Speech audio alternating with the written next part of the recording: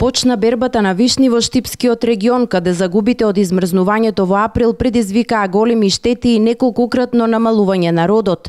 Некои плантажи се целосно уништени, што значи дека бербата на вишни во регионот ќе заврши за неколку дена.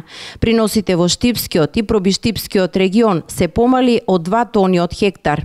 Очекувањата се дека годинава целокупното производство прво на сировина кој што сами го произведуваме ќе се движи негде максимум до 200 тони.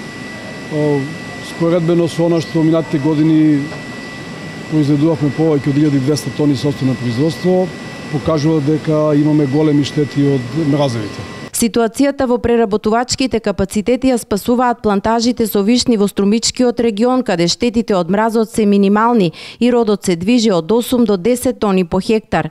Квалитетот на вишните е солиден, велат откупувачите, но драстично намалениот род, како кај нас така и во повеќе европски земји, доведе до голем скок на откупната цена на килограм вишни. Значи, минатата година килограм вишна се откупуваше по 18 денари.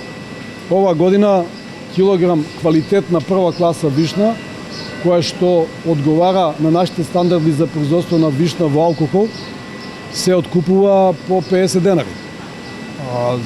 Другата вишна која што исто така прва класа, која што не е за од овој стандард, значи не е наменета за вишна во алкохол, моментално се откупува по 42 денари. И десеткувањето на родот, но и нестабилните откупни цени кои се утврдуваат на неделно ниво, предизвикуваат несигурност кај производителите, заради што обештетувањето од априлскиот мраз државата треба да го изврши во најскоро време.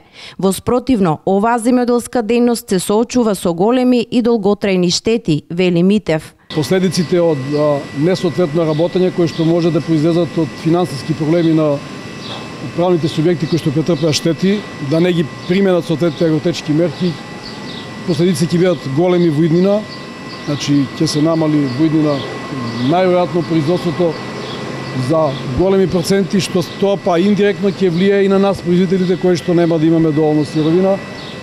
Ние индиректно ќе претрпиме штети, меѓутоа ќе претрпи секој државата, ќе се намали извозот. Актуелната берба на вишните и годинава е во знакот на недостиг на работна сила, заради што Асоциацијата на преработувачи на овошје прави напори за упростување на постапката за работно ангажирање на сезонски работници.